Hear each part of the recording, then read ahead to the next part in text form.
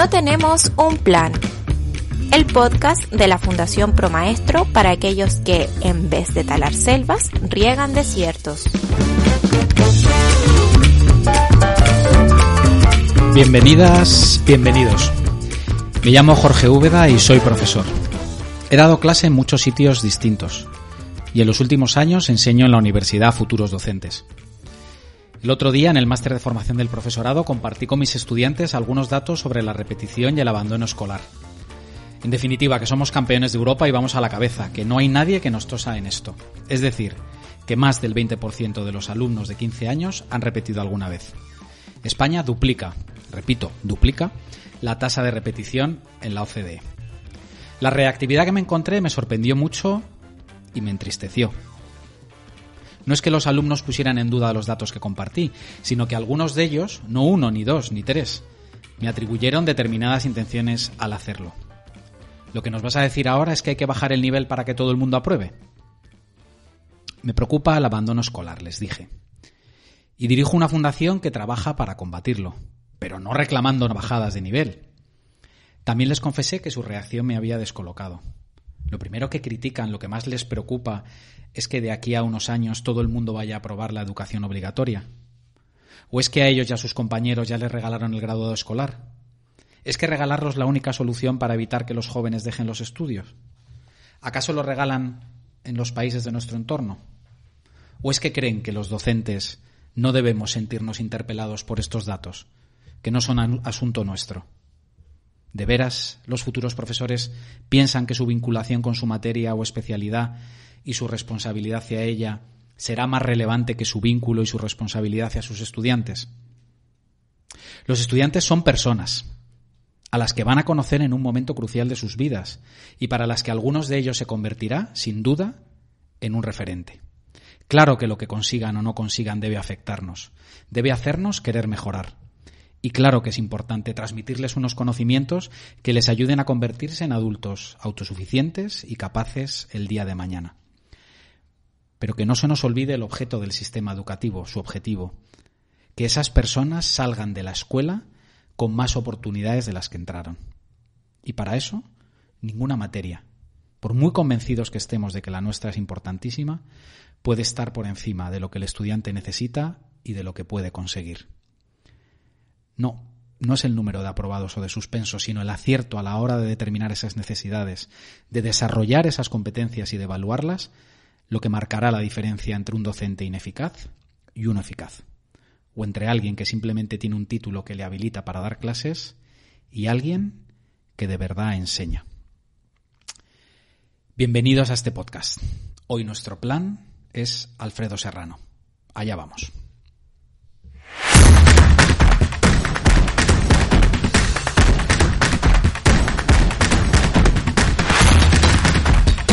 Alfredo Serrano es profesor de lengua castellana en secundaria, materia que imparte a su manera, algo dispersa pero apasionada. Como profe es un jugador de equipo, al que le encanta montar obras de teatro, organizar tertulias literarias o grabar vídeos con sus alumnos. Alfredo quiere rebelarse contra el desencanto que le produce el peso de lo que él define como las rutinas y los hábitos improductivos del sistema educativo. Y por eso ahora, después de más de una década como profe de instituto, es un funcionario en excedencia, rara avis, promoviendo Domenchina Educación. Bienvenido, Alfredo. Bueno, muchas gracias. Espero, cuando dicen que eres algo disperso, espero cumplir con lo prometido. No sé quién lo esté escuchando qué esperará. Muy bien, pero empecemos por el principio. Tu carrera profesional está marcada por el primer centro en el que trabajaste, que era un centro de los que se suelen denominar con algún eufemismo del tipo de especial dificultad, de difícil desempeño. ¿Cómo fue aterrizar allí para ti, recién llegado a la docencia? ¿Cómo cambió tu visión o tus ideas sobre la educación aquel instituto? Cuéntanos, desde luego, si quieres, alguna vivencia personal o alguna anécdota. Lo primero, yo creo que lo que te genera uno de esos centros es un gran impacto, porque conoces sectores de la sociedad pues que normalmente no conoces, y que una virtud del sistema educativo es que están escolarizados, y es una suerte que existan esos espacios donde pueda convivir toda la sociedad. Y lo segundo pues fue, bueno, en cuanto empiezas a tomar contacto con esa realidad, que eres un profesor imberbe, pues te das cuenta que muchas de las cosas o que creías que iban a funcionar o que te han contado que iban a funcionar, pues no sirven realmente para nada, porque, bueno, quien tienes delante pues simplemente no es quien se esperaba, quien diseñara aquello, entonces hay que empezar a probar cosas nuevas. No sé, yo os contaría primero lo que resultó de mayor importancia, que fue ir aprendiendo, sobre todo de compañeras y compañeros, pues cómo es tan importante en nuestra profesión dejarte guiar por quien va por delante de ti.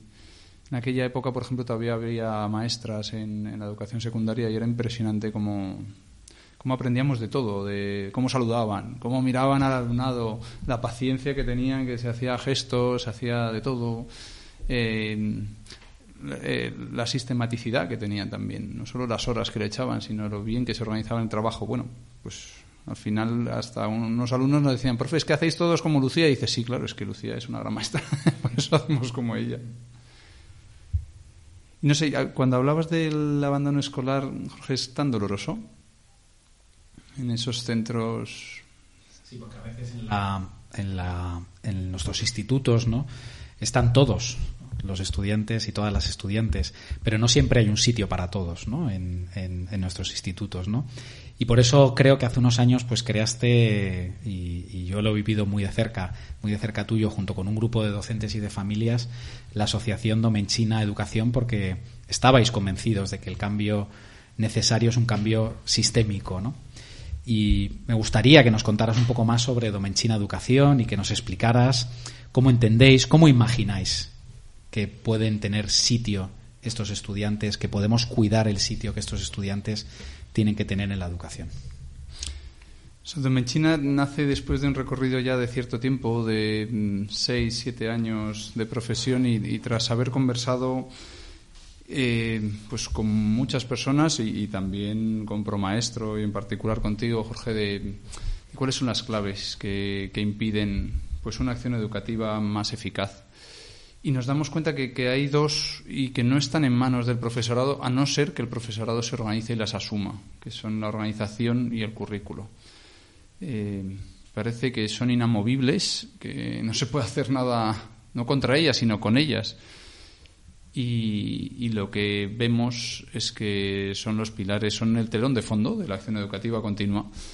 Entonces hay que ver, hay que indagar, hay que ver qué es lo que sirve, en concreto en secundaria, en concreto para determinado tipo de centros, y luego todavía te queda en concreto, pues cuando llegues a un centro y tengas a unas personas, como has dicho tú en particular, con su rostro, con sus capacidades, con sus dificultades, pero es una movilización para intentar superar eso que genera tanta frustración en el profesorado, que es ni aun queriendo puedo hacer lo que mejor vendría a este alumnado, porque se me impone un currículo, porque al final yo estoy aquí 50 minutos y después de mí viene otra persona, porque no mando yo sobre estas cosas que son clave y que son la organización y el currículo. Alfredo, la verdad es que escuchándote pensaba en esa expresión de Cioran de que hay que elegir dónde fracasar, y Domenchina Educación es el proyecto en el que andáis unos cuantos tratando de sacar adelante algo que es un sueño, que es algo que necesita nuestra educación, pero que también sabemos que es muy difícil. Quien quiera saber más de vosotros o quien quiera colaborar con Domenchina Educación, ¿dónde tiene que acudir? ¿Cómo contacta con vosotros? Hemos elaborado una web que creo que nos define bastante bien. Nuestro camino ha sido largo, porque básicamente al principio éramos profesorado de la pública. No conseguimos, y siempre estamos mirando a la educación pública, pero como no se nos abrieron muchas puertas, nos dimos cuenta de que había un perfil de alumnado que estaba muy desatendido, que era el de altas capacidades, y desde ahí desarrollamos un modelo pues que ahora estamos intentando abrir un centro de secundaria privado, porque no tenemos otro espacio posible. Quien nos quiera conocer, domenchinaeducación.com, y luego un correo, domenchina.edu@gmail.com. A mí no me deja de admirar la gente que nos embarcamos en esto. Y como decía, una frase de Santa Teresa que me gusta es cuando le preguntaban su reforma si iba a ir adelante o no, decía, me parecía imposible que fuera adelante y me parecía imposible que no fuera adelante también. Porque realmente es necesario, no Domenchina en sí, sino que haya muchas más iniciativas valientes, rigurosas y que nazcan de lo que es la propia práctica docente, o sea, de lo que es la realidad de que hemos vivido en las aulas, que hemos visto que es necesario y que se puede ofrecer.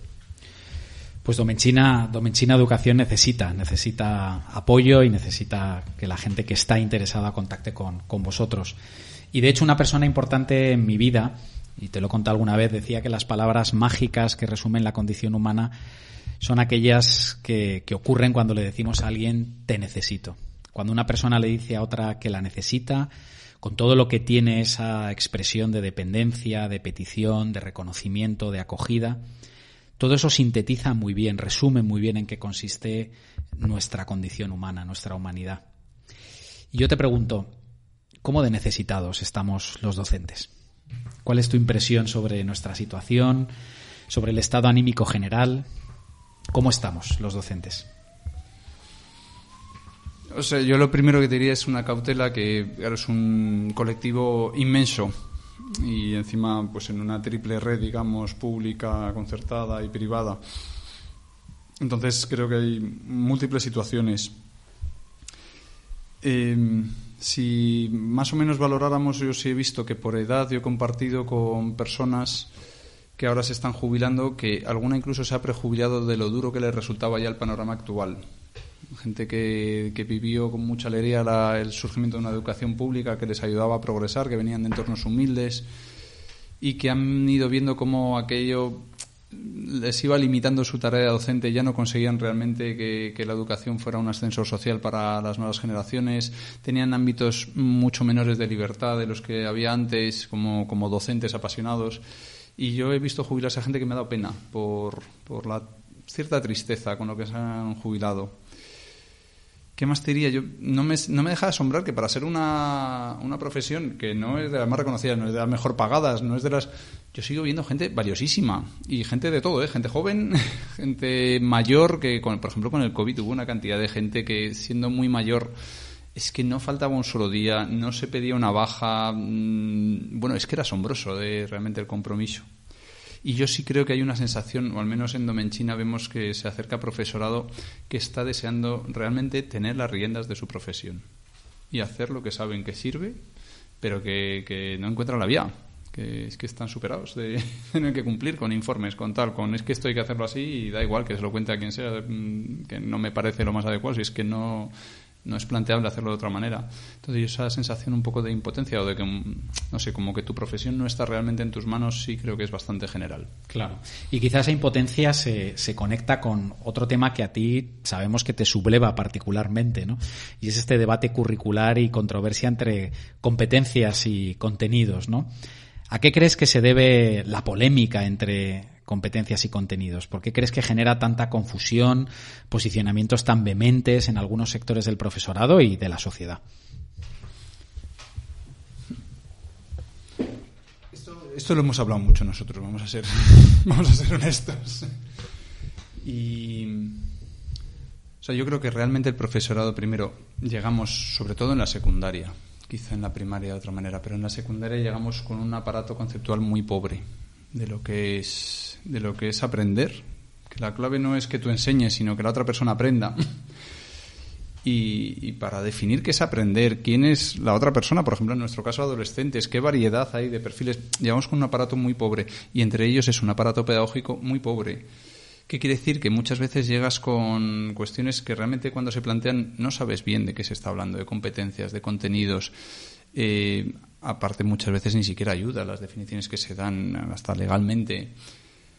Entonces, a mí me parece que son debates muchas veces muy traicioneros porque no se ha parado antes a pensar, oye, ¿qué es una competencia? ¿Qué es un contenido? ¿Cómo se relacionan? Nos parece que todos son oposiciones y dicotomías, y no es cierto. Son términos en relación. A mí cada vez me gusta más el pensamiento polar, que son polos que una vez te fijas en uno, otra vez en otro, pero están en relación. Y hay terrenos intermedios y se necesitan mutuamente. Y sí hay que dar una prioridad, claro, si es que el profesorado de secundaria no paramos de quejarnos que no saben leer. Y digo, bueno, claro que no saben leer, si es que en primaria cada vez se han metido más, contenidos conceptuales que no tocan para esa etapa. Y no se ha echado el tiempo, se debería echar para que aprendieran a leer, realmente, a entender, a comprender, que claro, es el polo más claramente competencial, no tanto de... Y luego yo también, por ejemplo, al conocer el esquema del bachillerato internacional me ha asombrado cómo enriquecen como esa falsa opción entre las competencias y los contenidos. Y, por ejemplo, ellos hablan de destrezas, de conocimientos fácticos y de conceptos, que para secundaria es clave. Incorporar algo que es que no lo puedes reducir a competencia o contenido, sino el aparato concepto, o sea, lo que es el concepto, que en la adolescencia ya empiezan a manejar, a pensar por conceptos. Así que sí, claro, yo veo que son debates pobres, sobre todo, y confusos, y que es una pena que no se hagan rigurosos, porque, por ejemplo, sí creo que para la primaria sería necesario tenerlo clarísimo y de ahí diseñar una evolución de cómo vas focalizando, ahora qué toca más, ahora qué viene mejor a esta persona, qué es la que tiene que aprender. Bueno, Alfredo, de todas formas, tú nos has dicho que no eres experto en nada, excepto en el Quijote. Y queríamos preguntarte, porque el Quijote parece que es un contenido así curricular muy claro, ¿no? Pero antes de meternos en el Quijote y el currículo, ¿qué lecciones crees que nos puede enseñar Alonso Quijano o Quijote a los maestros del siglo XXI? Bueno, después de lo de presentar como que das clase de manera dispersa, decir que eres experto en el Quijote, ya eso ya no sé cómo se puede. Habrá no sé cuánta gente más experta, pero sí, yo creo. Esa es una de las preguntas que me hice como profe, de qué sé como para poder, por ejemplo, exigir a mi auditorio, que es este alumnado, que hoy soy yo quien hablo una o dos clases, porque esto realmente... Y vi que, claro, me parece que tanto Cervantes como el Quijote es fascinante. Para el profesorado, yo diría que nos tenemos que fijar más que en Don Quijote de la Mancha, en Alonso Quijano, que es un tipo que se nos olvida muchas veces, pero tiene la vida hecha. O sea, que él ya tiene un rango, es un hidalgo, tiene unas propiedades, sencillo, no va a poder tener la vida de un reconocimiento social absoluto, pero sí va a tener una vida bien, acomodada. Hay una frase, a mí José Antonio Marina no es el autor que más me guste, pero hay una frase, una página entera en Despertad al Diplodocus, que es una arenga, realmente aquello es una arenga, parece el de Braveheart, parece que está ahí hablando al profesorado y le dice: mira, primero, conozco tu situación, sé que no eres de ese tercio superior, no eres a quien más pagan, no se te ha pedido tampoco requisitos muy exigentes para estar, y puedes tener una vida cómoda. Si eso también se nos olvida, el profesorado, la tarea del aula puede ser muy dura, pero las condiciones y más para el tiempo en el que estamos, tienes unas vacaciones adecuadas, tienes un sueldo asegurado. Y Marina dice al profesorado: pero también puede ser significativo. Y nos han engañado. Nos han dicho que la vida es para tener una comodidad, y es importante, pero sobre todo hay que tener una vida noble, y no todo el mundo tiene la oportunidad de ser significativo, y tú como profe la tienes. Entonces yo eso creo, pues, que es lo que le pasa a Alonso Quijano, que tiene su vida, pero que a él le apetece algo más arriesgado. O sea, hay que lanzarse, hay que tener ese criterio de realmente qué hay que hacer para ser significativo para las vidas de esta gente que nos pone en nuestras manos. Wow. Tener una vida noble, ¿eh? Pero bueno, para que no nos digan que no tenemos un plan, no nos mojamos, te pregunto, ¿Quijote en el currículo, sí o no? Quijote cuándo y Quijote cuánto, yo diría, currículo.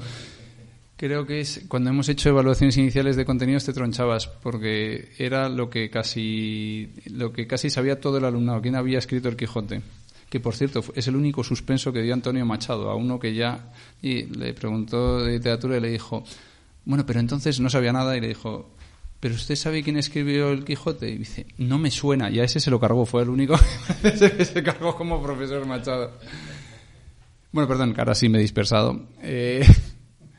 Quijote es importante, por supuesto, que lo conozcan como referencia, y para eso la primaria, que ya se pueden introducir algunos textos del Quijote y, por supuesto, muchas aventuras y de una manera adaptada.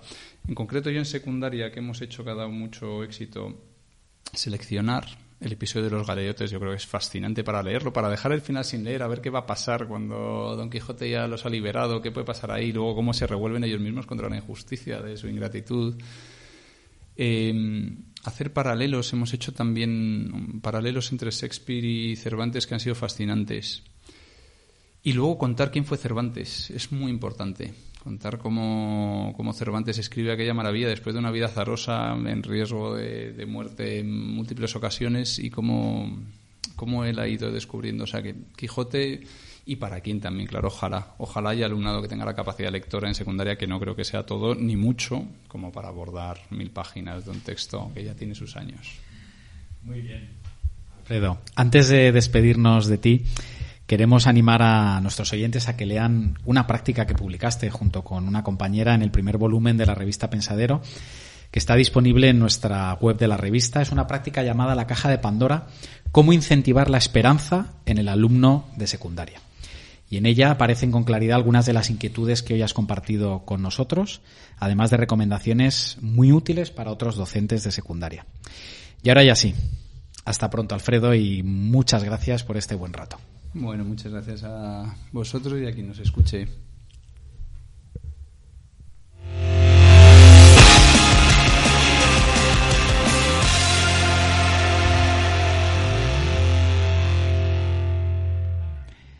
En este tramo final del programa queremos dar a conocer a los oyentes un tema de interés social y político relacionado con algunas de las cosas que hemos estado hablando con nuestro invitado. Para ello, cedemos el micrófono a nuestra colaboradora Karen Pérez Rubio. Muchas gracias, Jorge. Hemos escuchado una conversación muy interesante sobre algunos síntomas de alarma, como la sobrecarga de trabajo, la pérdida de ilusión, algunos profesionales que se pueden sentir cansados. Y también se han preguntado cómo estamos los docentes y cómo nos sentimos. Educar es Todo, Éxito Educativo y la UDIMA han publicado un informe muy interesante que profundiza en ello. Este informe se titula Ánimo Profes y le hemos pedido a María Dotor, responsable de contenidos de Educar es Todo, que nos cuente un poquito más sobre él.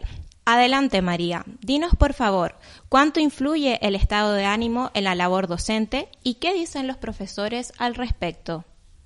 Efectivamente, el estado de ánimo es un factor que influye significativamente en la labor docente y así nos lo aseguraron en el estudio el 80% de los más de 3.800 profesionales de la educación a los que preguntamos, que afirmaron que su bienestar emocional impacta directamente en su desempeño en el aula. ¿Y cuál es su estado emocional? Pues según se desprende del estudio, los resultados son muy preocupantes, ya que casi un 40% de ellos se autopercibe en un estado que podría asociarse con síntomas de depresión moderada o severa.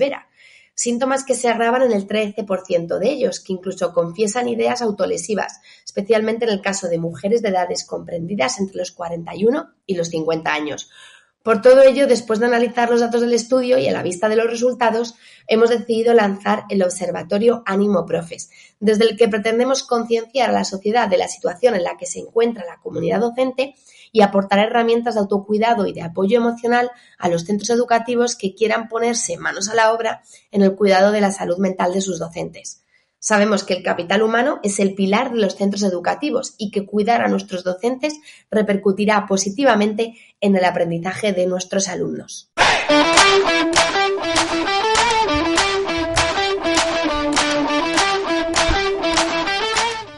Muchas gracias, María. Muchas gracias a Educar es Todo.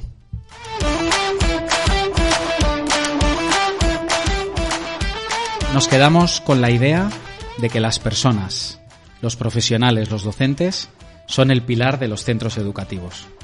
Cuidemos a los que cuidan. Qué importante es hablar de los cuidados y hablar de la salud mental, ¿verdad?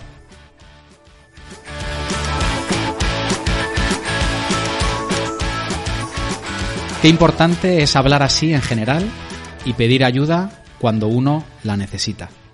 Y aquí estamos para eso, para lanzaros una mano amiga, para hablar y para escuchar.